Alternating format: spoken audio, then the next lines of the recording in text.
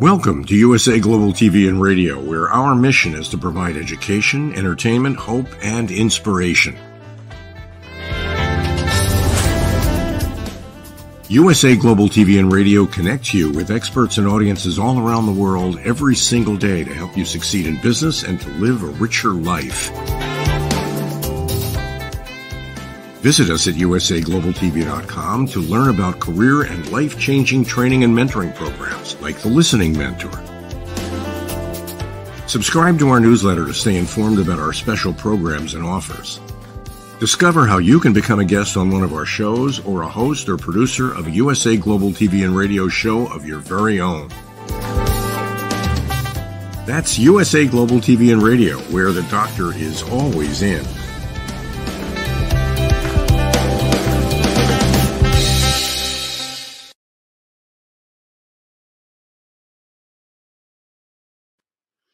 Good morning, afternoon, or evening, wherever you are in the world. Thank you for joining us. At USA Global TV and Radio, we gladly provide world-class entertainment, news, hope, and inspiration. Our show today is the United Kingdom News and Culture, episode 137. I'm your host, DIANN Floyd BOEHM. Dr. Jacalyn is out on business, and Heather Grant is producing the show today. Our incredibly talented team member, HELENA CHARD, is out today as well, but we look forward to her return. But never fear, our Scottish team member, the fabulous chef, author, speaker, sailor, and so much more. He will be sharing with us the royal news of the United Kingdom, updates, and Scottish history. Please welcome Simon Macdonald. Hello, it's Wednesday again. Here we are, another week older. Oh dear, but yeah, the sun is trying to shine here today, but it's a bit cold now. All the leaves are coming off the trees. It's autumn or fall, whichever part of the world you live in. But still, life's a breeze. So is the wind when it comes to that. This is true. Now, I just love introducing you. You just wear so many hats. You're so amazing. But I understand you gave a big presentation and signed signatures the other night. Would you like to tell us about it? Yes. It was the Scottish Women's Institute, so I was seriously outnumbered, and I gave a talk about Inverary's role in World War II, leading up to the Normandy landing. So there's a lot of local history there, and it was a fantastic audience that was there last night. They were so nice and very forgiving. I mean, I did have to start off by asking first, is there anybody in the house from Inverary? And there were a couple of hands went up, and I said, I could get into trouble here. And then I said, are there any Gaelic speakers here? And then there was another couple of hands went up, and I thought, yeah, I think I'm going to be in big trouble here, because the pronunciation of the Gaelic languages can be quite difficult at the best of times. So I had some real humdingers of words to get through. But anyway, the show went on. We did it. It was great fun. And, it was so nice meeting a lot of people who were familiar with the surroundings and knew where all the action was and so on. So it was great fun. It was tremendous fun. So there we are. Good job. So many women. Boy, in the younger days, that would have been like my brother's dream.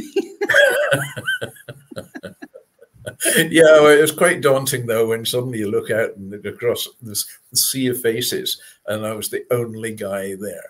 And I thought, hey, yes, if this goes wrong, it's going to go seriously wrong. But it was just lovely. It was a lovely, lovely evening. And I'm sure they learned so much. I'm looking forward to your book that you're working on, your historical fiction. I won't say much about it because that's your job. But here in Hollywood, we do so many movies about World War II, and it's all from the American perspective. But I really, really want to see one from the Scottish perspective and the Scottish heroes. So I'm just so excited about everything you're teaching us. Thank you. Well, the book, that's a work in progress just now, is actually the wartime diary from my father around the Battle of Cassino, which was an absolutely horrific battle. It was the biggest loss of life of any of the battles of World War II. In fact, it was even bigger than many of the First World War battles as well. So it was, it was quite a nasty time. And I remember serializing it over 4 weeks here on the show, and it was it was actually quite difficult at times. I could feel myself, sort of choking up now and again, knowing it was my father and the situation he was in there as well. And and he had some serious moments when he was wondering whether he was going to come out of it alive or not. And he'd written a farewell letter to my mother, and and of course, if that letter had to be given to her, then I wouldn't be here. so fortunately, in advance, this is a story that ended well. Yeah. He wrote his diary on just any scraps of paper he could find, basically, and wrote it on the battlefield. So it was, it was quite a diary. So I've inherited this diary, and I thought it's a story that really people should know about, know what our forebears actually went through in that horrific time of World War II. I agree so wholeheartedly. I can't wait. Sometimes I wonder about our younger generation, but we'll see. But those men and the women working behind the scenes are all just true heroes. But I can't wait to read more about your dad. But moving on, I think you have some more fun things to share with us, the royal news. Maybe we could kick off with. Yes, well, and the first piece isn't actually royalty, although people in Scotland would say it is a form of royalty. And that was our former First Minister, Alex Salmond. He died on Saturday there. Rather tragic, very, very suddenly as well. He actually died while he was opening a bottle of ketchup, an eyewitness has claimed. Some of these, if you tried it, they can be quite difficult. But anyway, he had massive heart attack. He was at a conference in North Macedonia, and that was it. And he just went down like a sack of coal, and that was it. But Alex Salmond was quite a remarkable man, and he was passionate about his cause and trying to get Scottish independence. And he so nearly managed to do it. But he was leader of the Scottish Nationalist Party. He was quite a statesman in his own way, and he was just a very, very clever politician. And he sort of turned politics around really in Scotland. So that's it. So Alex Salmond is no more. Big man, and but a big persona and a big man on the political scene. So there we go. That's Alec gone. So getting on to the royals, the other royals, our royals, the UK royals. We'll start on your side of the pond just now. Meghan Markle, of course, and her ex-bodyguard feels sorry for her as she struggled to cope from being a B-list celebrity to becoming the most famous woman in the world. Yeah, okay. Enough said. King Charles is set to temporarily pause his ongoing cancer treatment as he travels to Australia and Samoa later this week. And the king, he's 75 now, and he's been battling an undisclosed form of the disease since earlier this year, and is said to be bringing 2 doctors with him on the trip, just as a precautionary measure. So he's got an incredible strength and stamina as King Charles. Amazing man.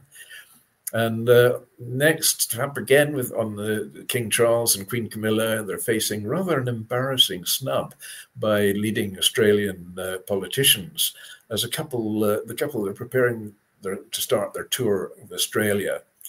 And every Australian state premier has sadly turned down the invitation to attend the royal reception in Canberra next Monday.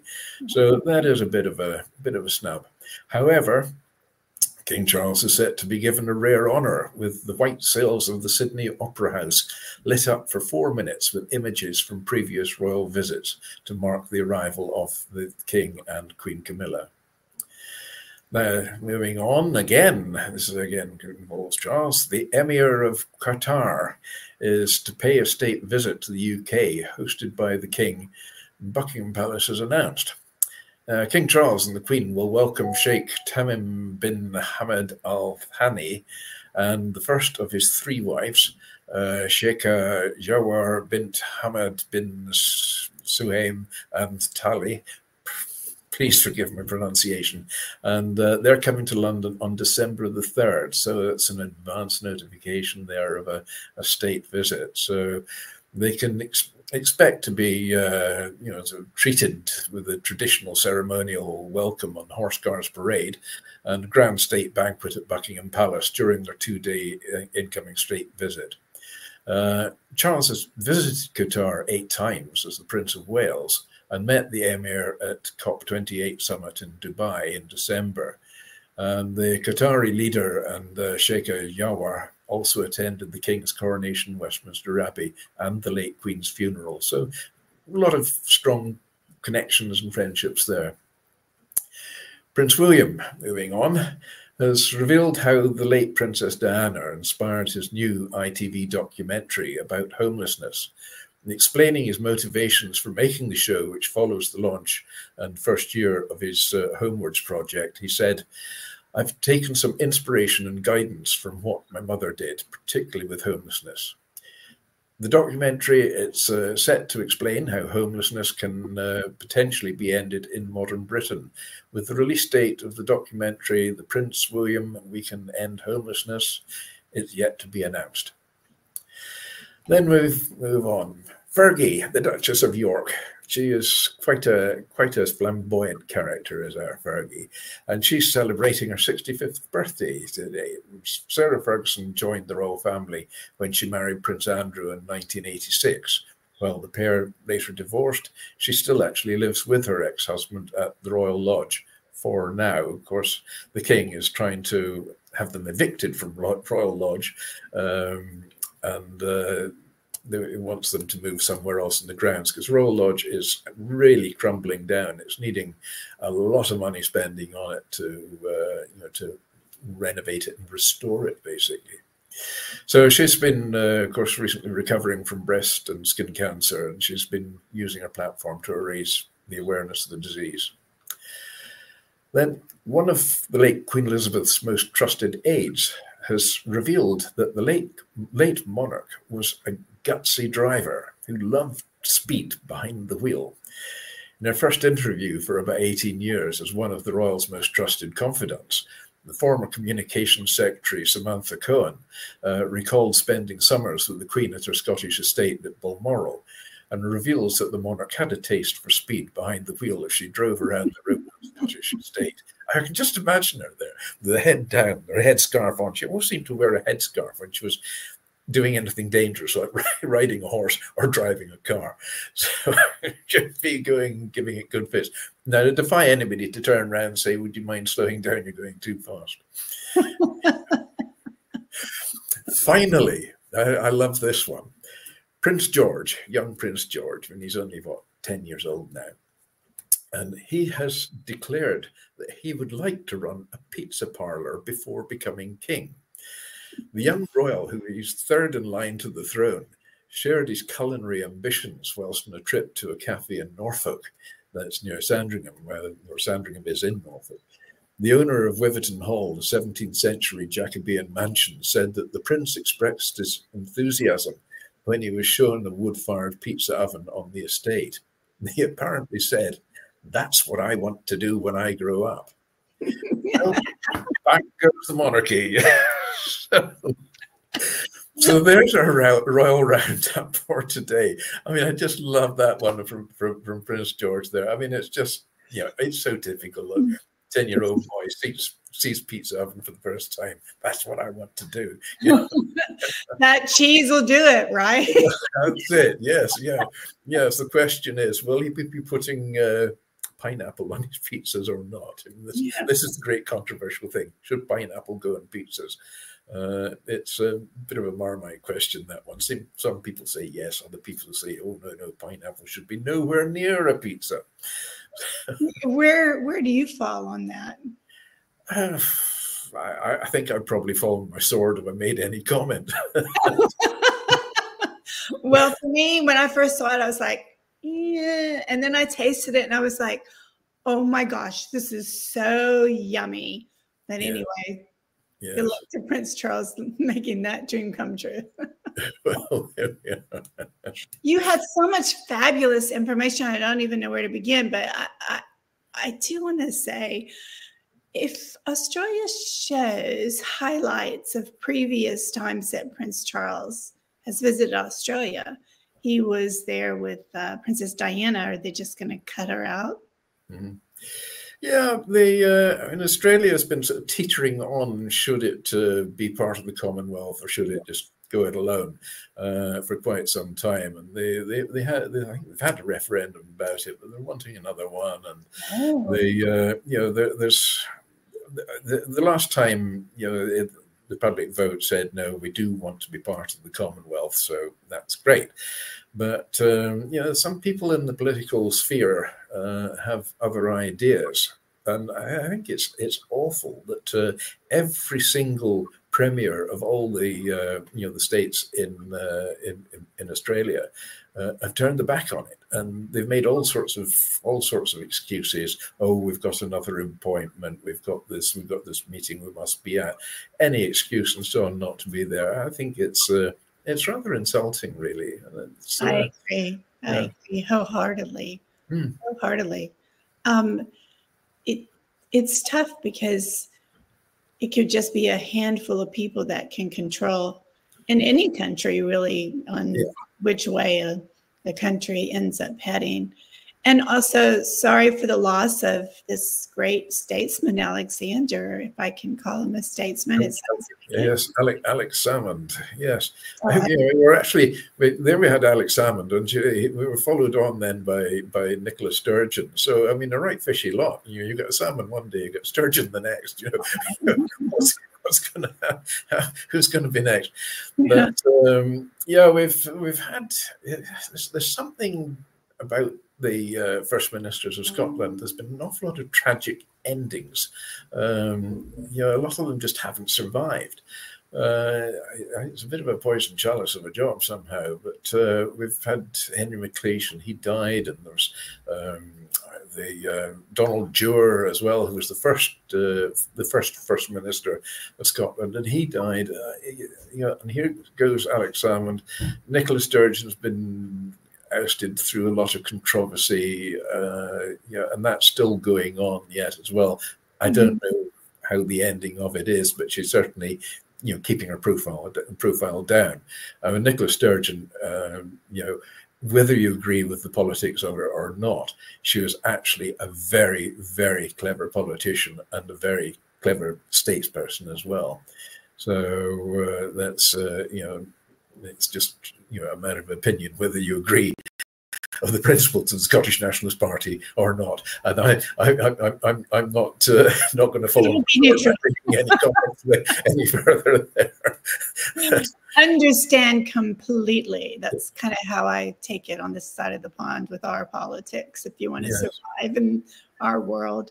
But this is fabulous information. I really appreciate the Royal Roundup. That was just incredible. And I know you have another. By the way, everyone listening, again, Helena CHARD, we miss you, Dr. Jacalyn. But today is really Simon's show. He's going to be sharing all kinds of fun things with us. So let's go on to the next big one. Yes, indeed. Oh, the show goes on. Well, let's have a few of the strange but true factoids. It's becoming rather a popular feature now. So here we go. The most popular item at Walmart is bananas. They sell more bananas than any other single item they have in stock. Would you believe it? Moving on, there we have the University of Minnesota is actually older than Minnesota, the state itself. Yeah. It's a bit like the chicken and the egg, isn't it? And here's one that rather amused me. An ancient Egyptian mummy has a modern day passport. Flying her in the country. Yeah, would you mind propping this one up here? We check her face matches the passport. I thought, yeah, right. Okay. And finally, the Walt Disney Company is the world's second largest purchaser of explosives behind the US States Army. Wow. Well, would you believe that one? Wow. I can't think what they need all the explosives for. That'd be a bit worrying. But there we have it. So yes, wow. That's today's strange but very strange but true factoids. Walt Disney being the second largest purchaser of explosives in the world.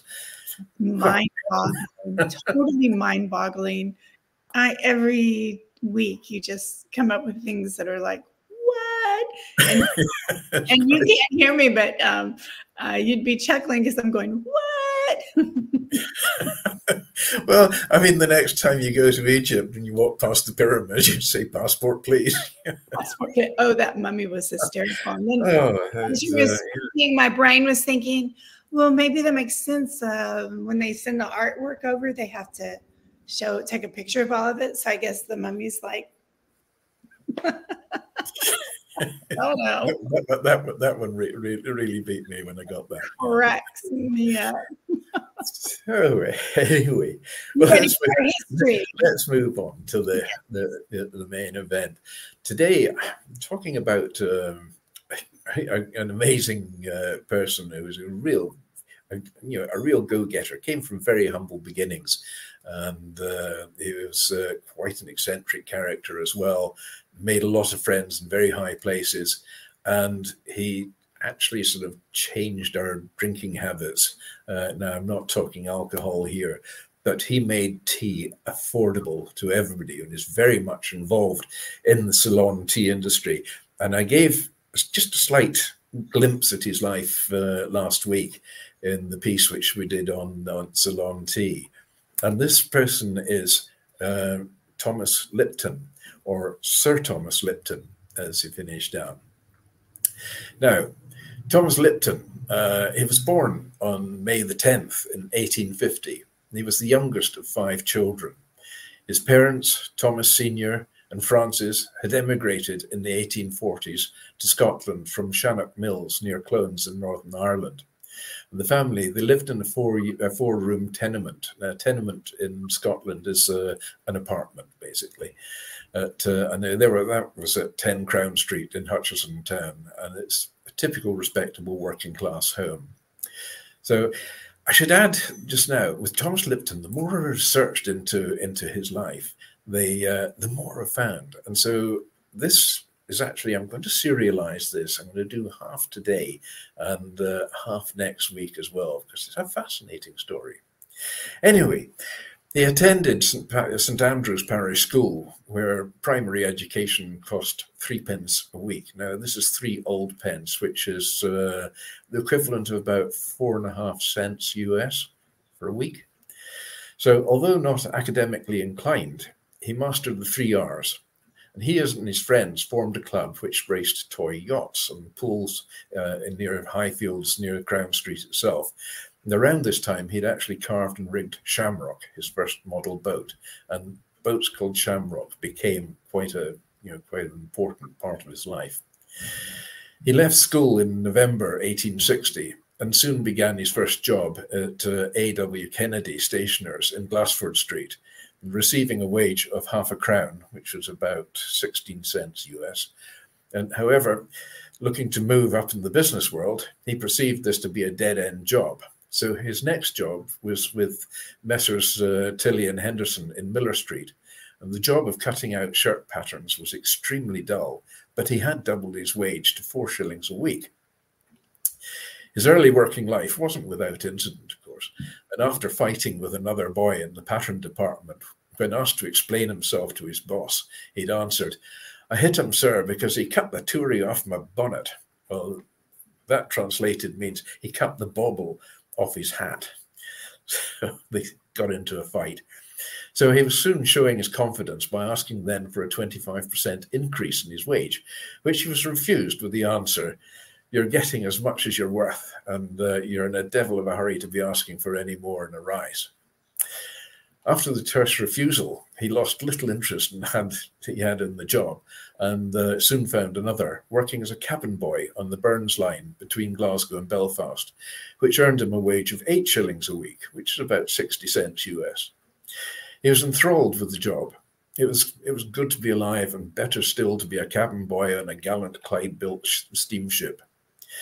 He claimed he was never happier than when the atmosphere of ships and sailors and boats and the waterside generally. While his love of water and boats continued throughout his life, his jobs at the Burns line didn't last very long either, and he was given a week's notice for allowing a cabin lamp to smoke and discolour the white enamel of the ceiling.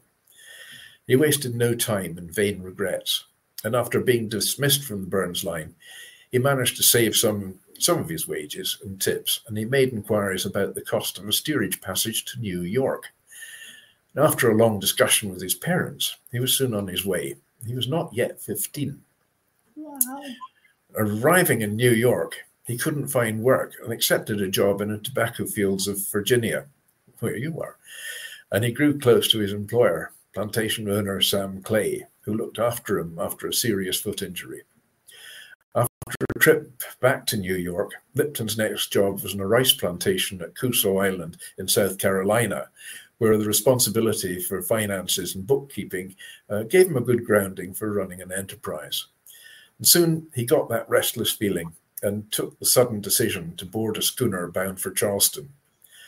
The next 2 years are vague in detail, but we do know that he returned to New York for a third time. This time he was lucky and got a job as an assistant in a prosperous New York grocery store. He liked it from the very start, and he quickly learned the grocery trade and the secrets of his future success, picking up the American techniques of salesmanship and advertising, which were to become his trademark. So in the spring of 1869, he made the surprising decision to return to Scotland. This was at a time, actually, when most ships crossing the Atlantic carried immigrants to America. But Lipton was not for that. So arriving back in Glasgow, he hired a cab, and on top of it, he placed a rocking chair and a barrel of flour for his mother. And Lipton had the driver proceed slowly along Crown Street while he waved and shouted greetings to his old friends and neighbours, which is a spectacle long remembered in the area. Soon after his return, he took over his parents' shop and quickly turned his fortunes around. Now, this wasn't without some resistance from his father, who had faced with Thomas's grand plans, commented, "Ah, no, Tom, we'll be getting above ourselves now." So after 2 years working in his parents' shop, on his 21st birthday, Lipton opened his first shop at 101 Stobcross Street in Glasgow. In the heart of industrial Glasgow, full of smoke and fog, the shop was said to be so brightly lit that at night it became a beacon in the street. Goods were stacked in the American fashion, not for the convenience of the proprietors, but for the purpose of catching the customer's attention. Lipton was used to another selling technique learned from his mother, that when his parents had opened their small shop, Mrs. Lipton, rather than deal with middlemen in the markets, dealt directly with the farmers of her homeland. Lipton followed this example, and he bought his bacon, eggs, and butter and other produce direct from Irish farmers. He lived, worked, and breathed his shop. His days were 18 hours long, and he would often sleep on a makeshift bed under the counter. So his shop in Stobcross was doing so well that in 1876 he moved to larger premises at 21 to 27 High Street. He later added shops on Paisley Road, Anderston, and Robertson Lane. And then by 1882, he had shops in Dundee and Paisley, Edinburgh, and down in England in Leeds as well. It was with stunts and advertising that Lipton was to make his mark. He employed the talents of Willie Lochart, a leading cartoonist of the day, to produce weekly posters for him. One of the most famous shows a typical Irishman with knee breeches, cutaway coat, a billycock hat, shillelagh, and all, and with a pig, its eyes full of tears, slung in a sack over his shoulder. The caption reads, "What's the matter with the pig, Pat?" And the Irishman replies, "Ah, sure, sir, he's an orphan, so out of pity, I'm taking him to Lipton's." strange ways. Now, Lipton subsequently took to buying pigs in the market and tying ribbons to their tails and having them driven through the streets under a banner which declared them to be Lipton's orphans. Each day the pigs were driven to a shop by a different route, bringing in new customers all the time. The opening for each new Lipton shop was cause for newspaper adverts, posters and parades, and Tommy Lipton himself would be at each opening to offer prizes to the first customers. In 1881, Lipton announced that he was to import the world's largest cheese from New York. And apparently, 800 cows were milked for 6 days, and the labor of 200 dairymaids was necessary to make this enormous cheese. This is where the expression actually comes from, he's a big cheese, he's a big man. So the streets were lined with spectators cheering at the giant cheese on its way to Lipton's new store in the high street. As an added touch, Lipton announced that since it was Christmas, his cheese, like clouty dumplings or Christmas puddings, would contain sovereigns and half sovereigns, which was sort of the £1 and 50p coins of their day. So when the cheese went on sale, the last piece was sold within 2 hours of the store opening, such as people's wanting to get hold of another few pounds. Well, these giant cheeses became part of Lipton's Christmas displays, and one was so large that the manager of Lipton's shop in Nottingham hired an elephant from the local circus to transport the cheese through the town. So by 1890, Lipton was a very rich and successful man, and he'd remarked later in life that the only politics he had were to open a new shop every week. After achieving what he had originally set out to do in the general trade provision, he turned his attention to tea. Drinking tea had become much more popular in the late 1880s, but still was prohibitively expensive for the average working class family. So after investigating the trade further with tea brokers in London, he took the decision to do what he had done with ham and butter and eggs, and that's to cut out the middleman with a profit to himself and his customers. So within a year, he was selling huge amounts of tea in £1, £half-pound and £quarter-pound packets. And the blends were made especially for the area around the shops so that Lipton could advertise the perfect tea to suit the water of your town. While he made substantial profits, his rule was to abolish, wherever possible, the middleman. And the only way he could do this was to control the whole production process. So he secretly booked a passage to Australia, but disembarked at Colombo and Ceylon to visit the plantations for himself. In the summer of 1878, he bought a coffee shop failure in the island of Ceylon, which all but wiped out the commodity. As a result, tea production increased, and the purchase price of the plantations was only half of what Lipton had actually been willing to pay. So by using Ceylon to produce the tea, it had less distance to travel and was therefore cheaper. Traditionally, China had been known for producing tea. But within a short period of time, he owned 5 plantations. Now he controlled the whole manufacturing process as well. Many thought he would fail by not attracting blenders, but he proved them all wrong, and he offered the blenders double the current salary, and they soon started working for Lipton. The tea was fresher, and of course, he had the new slogan ready, direct from the tea garden to the teapot. So even his 300 shops could not begin to satisfy the demand for tea in packets at 1 shilling and 7p, which is about 8 cents per pound. So Lipton decided to sell it anywhere there was a demand for it, and creating that demand by advertising tea as he had in his ham and cheese 15 years earlier. In the process, Tommy Lipton became the trademark of a national commodity, and through tea, Lipton's became a household name.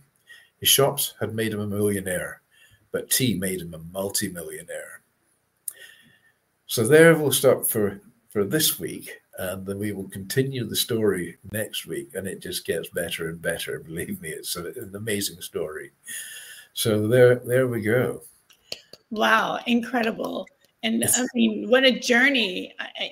And then when you said he was like 15 when he went or returned from America. 15 when he returned from America, yeah. So I mean, he was not work shy, and he was adventurous, and he's just one of these people who's thought out the box. Yeah, I was thinking in modern day terms. Is a touch of the Richard Bransons about this guy, or did Richard Branson maybe get his ideas from Tommy Lipton? Ah, Right. Giving my aging age away, I remember some of the Lipton shops, and some of them were actually were run by descendants of the Lipton family as well. There was a shop, I think it was in Gourock, and it was Lipton's, and it was a Tommy Lipton that ran that shop, and I think he was a great grandson or something of the family. But it was very much a family type business, and he knew how to look after his staff. He tended to pay a little bit over the odds, got the loyalty, and he gave them enthusiasm as well. The way he laid the shops out, bright lights and so on, unheard of in shops in the UK. They were usually very dark and quite dismal and quite foreboding places.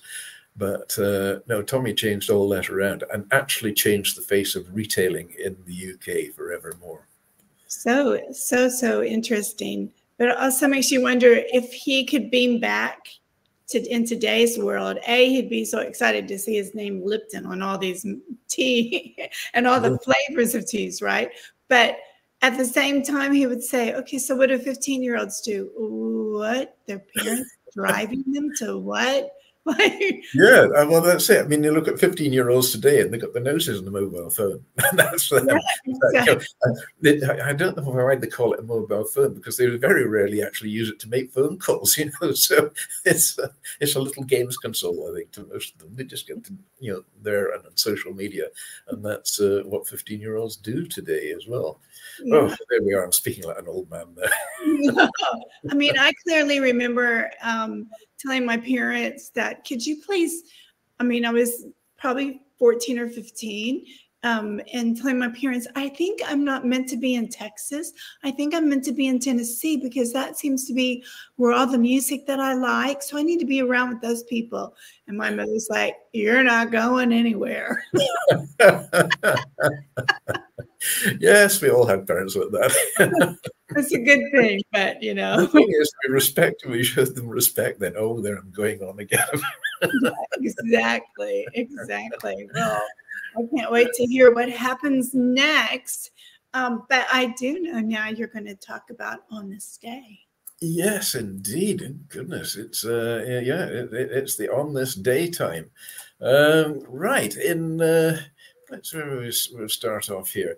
In 1962, the Cuban Missile Crisis begins as President John F. Kennedy is shown photos confirming the presence of Soviet missiles in Cuba. It goes on, yes. 1964, Harold Wilson's Labour Party wins the British elections. By coincidence, there we are in 2024. Keir Starmer's Labour Party wins the UK British elections as well. So, there's a lot of fours there. In 1984, goodness, this is all fours, isn't it? 1984, Desmond Tutu, South Africa's Anglican Archbishop, won his Nobel Peace Prize. What a character Desmond Tutu was. He was just one bundle of energy. I mean, he was like a human torpedo when he came into a room. He was quite an extraordinary man, always smiling and full of zest and full of life and so on. So he was a great character. Birthdays on this day, we've got 1854, Oscar Wilde, the Irish playwright and novelist. He was born in Dublin in Ireland. I think a lot of people thought he was from London, but no, he was an Irish guy, and he died in 1900. Then in 1922, Robert Urquhart was a Scottish actor from the film Dunkirk and the Bulldog Breed, was born in Ullapool in Scotland. I actually know his wife. Unfortunately, Robert died in 1995. His wife, Jean Urquhart, was actually a former girlfriend of my brother. And Jean now lives up in Shetland. And if you're watching, Jean, Hi. So Robert was a great character, though, as well. I mean, you know, I've seen him in quite a number of films, and he was very, very good. Ullapool, where they lived, absolutely beautiful little town on the west coast of Scotland. Lovely, lovely place, fishing port, and very busy in the summer with tourists, and a nice sailing centre as well. Now, moving on, we've got in 1925, we've got Angela Lansbury. She's an Irish-British-American, Golden Globe and multiple Tony Award winning stage and screen actress, and she was born in London. She died sadly in 2022. So Angela Lansbury, extraordinary actress, very, very good. Deaths on this day: 1793, Marie Antoinette was Queen of France, and she was beheaded, aged 37. Oh dear. At 1959, we've got George C. Marshall, American general and US Secretary of State, died at the age of 78. And then in 2007, Deborah Kerr, British actress from Here to Eternity and The King and I, and An Affair to Remember. She died from the effects of Parkinson's disease at age 86. Again, so sad. You know, some of these amazing names go. But that we have on this day for on this week. My goodness gracious. Again, clapping. Yay! So interesting. And so many incredible people that brought so much to this world for us today. Yeah. Yes. So it's so nice to remember. So, yeah. And to put a plug in for your brother's ex-girlfriend. Yes. Well, there we are. But no, I mean, Jean Urquhart's a lovely person as well. Yeah. Actually, she was a very staunch Scottish Nationalist Party drum beater as well, and there's quite a lot of them out there. But Jean has been, you know, quite a party supporter for some time. Oh, yay! I was just having a little fun with you. Well, can you imagine? It is already time to say goodbye. It's incredible. It is incredible. It always flies by. But Simon, I can't thank you enough for everything you bring to the show. It's so amazing. And I know you put a lot of work into finding all this fabulous information, and we deeply appreciate it so much. It's great fun. It's great fun. I'm going to leave with a parting thought for the week. Oh, yes, please. If at first you don't succeed, then perhaps skydiving's not for you. That is a great parting thought. My goodness gracious. Well, everybody listening today, thank you so much for joining us. Helena, we miss you. Hope you're doing well, and to your health for sure. And Dr. Jacalyn, enjoy all the work you're doing, and we miss you too. Heather, thank you for producing the show today. We deeply appreciate it. The podcast Master Lunch is coming up, so be sure to tune in for our new shows, Next Level Coaching with Robert J. Moore, followed by intentional productivity tips with Megan Sandwick. Wow, makes me hungry. Got another Megan. Another Megan. Oh my goodness. I'll take it. Also, we had the Royal Breaking News, which will be on later today, and the Scottish Connection with who else but our great Simon Macdonald. Well, wherever you are in the world, I hope your day is filled with peace and love. And Simon and I are saying bye for now, but we will always be grateful to you. Bye, everybody. Bye.